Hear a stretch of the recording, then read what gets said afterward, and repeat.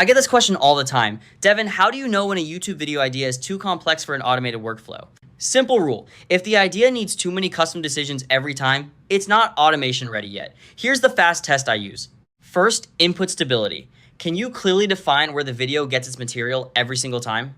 If one video comes from Reddit, the next needs interviews, and the next needs deep original research. That's unstable. Second, judgment density.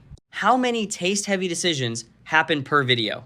If the script, edit, and thumbnail all need constant human rescue, you don't have a system. You have a craft project. Third, asset volatility. Do you need custom graphics, special footage, legal checks, fact-checking, or unique screen recordings every episode? Each custom asset adds failure points. My decision rule is this. If a new person cannot make a solid B+ version using one SOP, one template, and 3 examples, the idea is still too complex. So don't ask, can I make this video once? Ask, can I make version 30 without reinventing the workflow?